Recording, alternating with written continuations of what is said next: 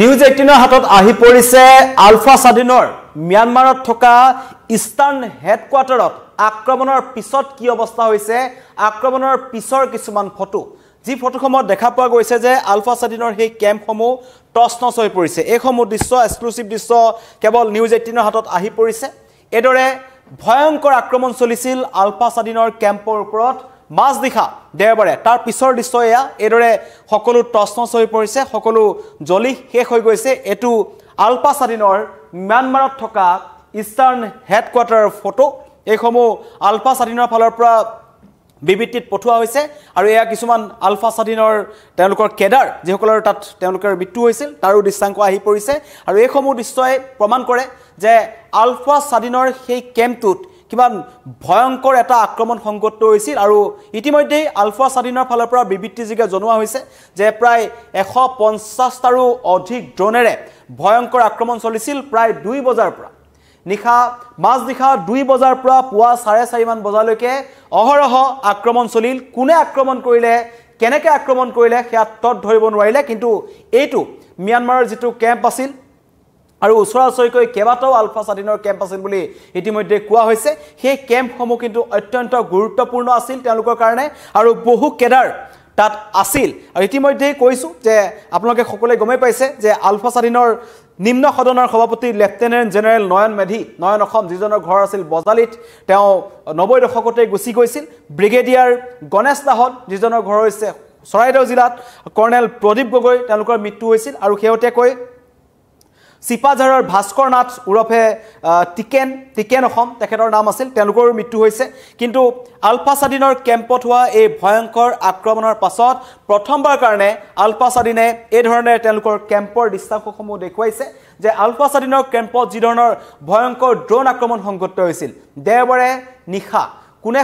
আলফা স্বাধীনৰ মতে এয়া ভাৰতীয় সেনাই তেওঁলোকৰ ওপৰত আক্ৰমণ কৰিলে কিন্তু এতিয়ালৈকে ভাৰতীয় সেনাই কোনো ধৰণৰ স্পষ্টীকৰণ দিয়া নাই আৰু তেওঁলোকে কৈছে যে আমাৰ ফালৰ পৰা আক্ৰমণ সংঘটিত হোৱা নাই তেন্তে প্ৰশ্ন যে আলফা স্বাধীনৰ সেই কেম্পটোত কোনে আক্ৰমণ কৰিলে আৰু যি ধৰণৰ আক্ৰমণ সংঘটিত কৰিছে কাৰণ ইজৰাইলত নিৰ্মিত একাংশ ড্ৰোন তাত দেখা পোৱা গৈছে আৰু এটো এটা কোনো দেশৰ সেনা বাহিনীৰ পৰিকল্পিত আক্ৰমণ হ'ব পাৰে বুলি আলফা স্বাধীনে কৈছে আৰু আলফা স্বাধীনৰ স্পষ্ট অভিযোগ যে আক্ৰমণত ভাৰতীয় সেনা জড়িত আছে এয়া তেওঁলোকৰ ফালৰ পৰা বিবৃতি আহিছে কিন্তু ভাৰতীয় সেনা এতিয়ালৈকে কোনো ধৰণৰ স্পষ্টীকৰণ দিয়া নাই তেওঁলোকৰ পৰা এই কথা জনোৱা হোৱা নাই যে আমি আক্ৰমণ কৰিছো পৰৱৰ্তী পৰ্যায়ত একাংশই সন্দেহ কৰিছিল যে म्यांमाৰৰ আৰ্মিয়ে যেটো জুণ্টা বাহিনী আছে তেওঁলোকে আলফা স্বাধীনৰ ওপৰত আক্ৰমণ কৰিলে নেকি নে অন্য ৰাষ্ট্ৰই আক্ৰমণ কৰিছে এতিয়ালৈকে কিন্তু পোহৰলৈ অহা নাই কিন্তু দৃশ্যাংশ দেখিলে অত্যন্ত ভয় লগা এই আলফা স্বাধীনৰ কেম্পৰ দৃশ্য যত প্ৰায় 200-300ৰো অধিক আলফা কেডাৰ আছিল বুলি কোৱা হৈছে আৰু বিশেষকৈ এটো ইষ্টাৰ্ণ হেডকোৱাৰ্টাৰ বুলি যোনটো কোৱা হৈছে এই হেডকোৱাৰ্টাৰটো তেওঁলোকৰ সামৰিক দিশৰ ফালৰ পৰা অন্য দিশসমূহৰ ফালৰ পৰা অত্যন্ত গুৰুত্বপূৰ্ণ আছিল আৰু সেই কেম্পসমূহ ভাঙি পেলোৱাৰ পাছত এতিয়া আলফা স্বাধীনৰ ককাল ভাঙি গৈছে বুলি একাংশ মন্তব্য কৰিছে আৰু চৌদিশে এটা প্ৰতিক্ৰিয়া হৈছে যে আলফা স্বাধীনৰ সৈতে এটা আলোচনাৰ প্ৰসংগ উত্থাপন হৈছিল যেতিয়াই হিমন্ত বিশ্ব শৰ্মাৰ চৰকাৰ হৈছিল প্ৰথম অৱস্থাৰ পৰা এটা কথা কোৱা হৈছে যে আলফা স্বাধীনৰ সৈতে আলোচনা হ'ব আৰু আলফা স্বাধীনৰ বিশেষকৈ পৰেশ বৰুৱাকে ধৰি অন্য লোকসকল যিসকল এতিয়াও সংগ্ৰাম কৰি আছে তেওঁলোকে সশস্ত্ৰ সংগ্ৰামৰ পথত আছে তেওঁলোকক বুজাই মেলি তেওঁলোকক অনা হ'ব আৰু এটো এটা বহু দীৰ্ঘদিনীয়া কাৰ্যসূচী বহুত আগৰ পৰাই আলোচনাক লৈ এটা কথা চলি আছে কিন্তু কোনো এখন চৰকাৰ দিনত সফল হোৱা নাছিল হেহতেকৈ কিছু আশাৰ ৰেঙনি দেখা পোৱা গৈছিল যেতিয়া হিমন্ত বিশ্ব শৰ্মা মুখ্যমন্ত্ৰী হ'ল তেওঁ ক'লে যে যুদ্ধবিৰতি হ'ব লাগে কোনো এটা পক্ষৰ ওপৰত আক্ৰমণ কৰিব নালাগে তেনেকুৱা ধৰণৰ প্ৰসংগ আছিল দিল্লীক লৈও এই সন্দৰ্ভত দিল্লীলৈ প্ৰশ্ন উত্থাপন কৰা হৈছিল যে আলোচনা হ'ব লাগে আলোচনাপন্থী যিসকল আলফা ৰবীন্দ্ৰ ৰাজখোৱা অনুপ চেতিয়া তেওঁলোকেও কৈছিল যে মূল খুঁটিলৈ ঘূৰি আহিব লাগে পৰেশ বৰুৱা আৰু তেওঁলোকৰ যিসমূহ দাবী আছে দাবীক লৈ তেওঁলোকে পুনৰ দিল্লী চৰকাৰৰ সৈতে কেন্দ্ৰ চৰকাৰৰ সৈতে কথা পাতিব আৰু তাৰ পাছত তেওঁলোকে এটা স্থিতি ল'ব পাৰিব তেনেকুৱা ধৰণৰ মন্তব্য কৰিছিল কিন্তু পৰেশ বৰুৱাই সশস্ত্ৰ সংগ্ৰামৰ পথ এৰি দিয়া নাছিল আৰু তেওঁ কৈছিল তেওঁলোকৰ যিবোৰ দাবী আছে আচলতে স্বাধীন অসমৰ দাবী সেইসমূহ দাবী কৰবাত মিলা নাই যাৰ কাৰণে এই আলোচনাটো হোৱা নাই কিন্তু এটা শান্তিৰ পৰিবেশ অসমলৈ ঘূৰি আহিছিল বিগত কিছু সময়ত হয় কিছু অঞ্চলত আলফা স্বাধীনৰ তেওঁলোকৰ দেখা পোৱা যায় তেওঁলোকৰ গতিবিধি আছে বিশেষকৈ উজনি অসমৰ ক্ষেত্ৰত যদি কওঁ উজনি অসমৰ তিনিচুকীয়া ডিব্ৰুগড় এই অঞ্চলসমূহত আলফা স্বাধীনৰ গতিবিধি আছে আৰু সময়ে সময়ে 15 আগষ্ট হওক বা 26 জানুৱাৰী হওক এনেকুৱা সময়ত আলফা স্বাধীনৰ ফালৰ পৰা শক্তি প্ৰদৰ্শনৰ কাৰণে তেওঁলোকে কিছুমান কাৰ্যসূচী হাতত লয় বিশেষকৈ ঠায়ে ঠায়ে তেল পাইপলাইনসমূহ তেওঁলোকে টাৰ্গেট কৰি লয় আৰু বিগত সময়ত আমি 15 আগষ্টৰ সময়ত গুৱাহাটী মহানগৰীকে ধৰি বিভিন্ন প্ৰান্তত কেইবাটাও বোমা উদ্ধাৰৰ ঘটনাই সকলোকে আচৰিত কৰি তুলিছিল কিন্তু এইবাৰ হঠাৎ 15 আগষ্টৰ আগে আগে আলফা স্বাধীনৰ এই ম্যানমাৰৰ শিবিৰত যি ভয়ংকৰ আক্ৰমণ চলিল দেওবাৰৰ পিছত এতিয়ালৈকে কিন্তু সকলোৱে এই আক্ৰমণক গৰিহণা দিছে বিশেষকৈ অসমৰ যিসমূহ দল সংগঠন আছে তেওঁলোকে কৈছে যে আলোচনা চলি থকাৰ মাজত এই ধৰণৰ আক্ৰমণ হ'ব নালাগিছিল এই মন্তব্য কৰিছে বিশেষকৈ আলফা স্বাধীনৰ ফালৰ পৰা যিসকল আলোচনাপন্থী আলফা আছিল অনুপ চেতিয়া অৰবিন্দ ৰাজখোৱা মৃণাল হাজৰিকা তেওঁলোকে এটা মন্তব্য কৰিছে যে আলোচনাৰ মাজত হোৱা এই আক্ৰমণে পুনৰ অশান্ত পৰিৱেশৰ সৃষ্টি কৰিব পাৰে পুনৰ এক অশান্ত যি আগৰ যি অৱস্থা আছিল অসমৰ তেনে এক পৰিস্থিতিলৈ ঘূৰাই আনিব পাৰে এনেকুৱা ধৰণৰ মন্তব্য কৰিছে কিন্তু হিমন্ত বিশ্ব শৰ্মাই এটা কথা স্পষ্ট কৰি দিছিল আক্ৰমণৰ পিছদিনাখনে সোমবাৰ দিনাখন মুখ্যমন্ত্ৰী এটা মন্তব্য কৰিছিল অসম আৰক্ষীৰ ফালৰ পৰা এই আক্ৰমণ হোৱা নাই আৰু এই আক্ৰমণত অসমৰ মাটি ব্যৱহাৰ হোৱা নাই এই স্পষ্টীকৰণ কিন্তু মুখ্যমন্ত্ৰী ডক্টৰ হিমন্ত বিশ্ব শৰ্মাই কৈছে যে আমাৰ ওচৰত ইয়াৰ কোনো তথ্য নাই আৰু অসমৰ ভূমিৰ পৰা এই আক্ৰমণ হোৱা নাই আৰু অসম আৰক্ষী এই আক্ৰমণত জড়িত নাই আৰু ভাৰতীয় সেনাৰ ফালৰ পৰা অতি ৰহস্যজনকভাৱে এই আক্ৰমণৰ কোনো ধৰণৰ স্পষ্টীকৰণ তেওঁলোকৰ ফালৰ পৰা দিয়া নাই কিন্তু আলফা স্বাধীনৰ পৰেশ বৰুৱা মহাশয় তেওঁ এটা কথা কৈছে যে সমগ্ৰ ঘটনাত ভাৰতীয় সেনা জড়িত আছে অপ্ৰক্ৰিয়াকৈ হ'লেও ভাৰতীয় সেনা জড়িত আছে কাৰণ এই ভয়ংকৰ আক্ৰমণ অন্য কোনো দেশে আলফা স্বাধীনৰ ওপৰত নচলায় ম্যানমাৰ চৰকাৰৰ সৈতে তেওঁলোকৰ কিছু ভাল এটা সম্পৰ্ক আছে তেনে পৰিস্থিতিত ম্যানমাৰ সেনাৰ ফালৰ পৰা আক্ৰমণ চলোৱাৰ কোনো তথ্য আলফা স্বাধীনৰ হাতত নাই কিন্তু আলফা স্বাধীনৰ এই যি 4-5টা কেম্প আছে লগতে মণিপুৰৰ যিটো উগ্ৰপন্থী সংগঠন আছিল KLP তেওঁলোকৰ ওপৰতো আক্ৰমণ চলিছে 19 জনকৈ আলফা সেনাৰ আলফাৰ কেডাৰ নিহত হোৱাৰ তথ্য আহিছে কেবাজনো উচ্চ পদস্থ তেওঁলোকৰ ব্ৰিগেডিয়াৰ এজন যথেষ্ট এজন ডাঙৰ নেতা আছিল নয়ন অসম যিজন আলফা স্বাধীনৰ পিছতে তেখেতৰ স্থান আছিল বুলি কোৱা হৈছিল আৰু তেওঁ 1990 দশকতে গুচি গৈছিল আৰু এতিয়া বজালীৰ ঘৰখনত হুকাকুল পৰিৱেশ লগতে গণেশ দাহন কিছুমানৰ মৃতদেহ পোৱা নাই তেজাল অসমীয়া যুৱকৰ মৃতদেহ তেওঁলোকৰ পৰিয়ালে পোৱা নাই কালিৰ দিনটোত গণেশ দাহনৰ তিলনি হৈ গ'ল কিন্তু পৰিয়ালে তেওঁৰ এখন ফটো বিচাৰিছে তেওঁ যে মৃত্যু হৈছে নে নাই তেওঁৰ মৃতদেহ নাই পোৱা ঠিক আছে মৃত অৱস্থাত এখন ফটো পৰিয়ালে চাব বিচাৰিছে এই ধৰণৰ এক হুকাকুল পৰিৱেশে বিৰাজ কৰিছে গণেশ দাহনৰ ঘৰত একেদৰে কৰ্ণেল প্ৰদীপ গগৈৰ ঘৰতো এক হুকাকুল পৰিৱেশ ঘৰলৈ ঘূৰি নাহিল ল'ৰাজন আৰু মাতৃ পিতৃ সকলোৰে চকুলো আৰু শেহতীয়াকৈ ম্যানমাৰত আলফা শিবিৰত আক্ৰমণত চিপাঝাৰৰ ভাস্কৰ নাথ নামৰ এজন যুৱকৰ মৃত্যু হৈছে যিজনৰ তাত নাম আছিল আলফা স্বাধীনত তাৰ নাম দিয়া হৈছিল ট্ৰিকেন অসম তেওঁ মাত্ৰ এমাহ 10 দিন পূৰ্বে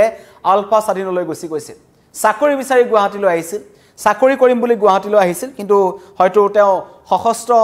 সংগ্ৰামৰ পথ বাছি ল'লে আৰু গৈয়ে তেওঁৰ তাত মৃত্যু হৈছে পৰিয়ালৰ মাজত এক হুকাকুল পৰিৱেশৰ সৃষ্টি হৈছে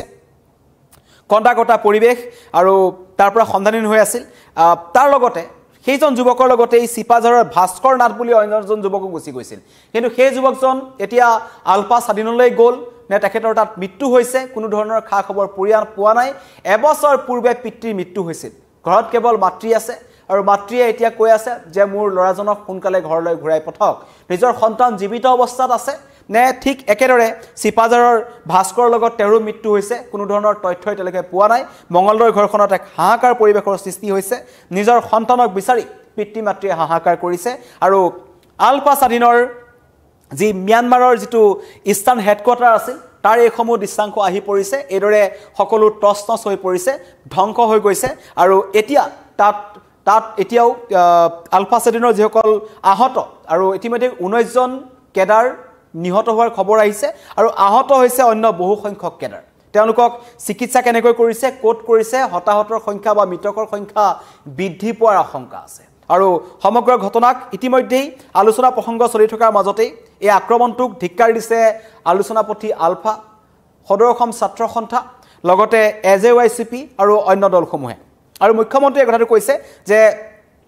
অসম চৰকাৰৰ ফালৰ পৰা অসম চৰকাৰৰ এই আক্ৰমণৰ কোনো হাত নাই অসম আৰক্ষীয়ে এই ধৰণৰ ঘটনা সংঘটিত কৰা নাই আৰু অসমৰ ভূমি আলফাৰ ওপৰত আক্ৰমণত অসমৰ ভূমিও কিন্তু ব্যৱহাৰ হোৱা নাই ম্যানমাৰত আক্ৰমণ হৈছে তৃতীয় পক্ষই আক্ৰমণ কৰিব পাৰে ভাৰতীয় সেনাৰ ফালৰ পৰা স্পষ্টীকৰণ দিয়া নাই কিন্তু আলফা স্বাধীনে কিছুমান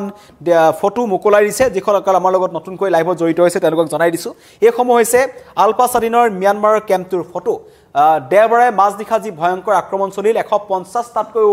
অধিক ড্ৰোনেৰে আলফা স্বাধীনৰ এইসমূহ কেম্পত আক্ৰমণ কৰা হৈছিল আৰু আক্ৰমণৰ পিছৰ দৃশ্য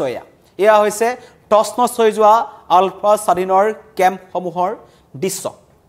এইদৰে সকলো ভাঙি পেলোৱা হ'ল সকলো জ্বলি গৈছে আৰু দুখৰ বিষয় এয়া হৈছে আমাৰ এই একাংশ আমাৰ মাজৰে অসমীয়া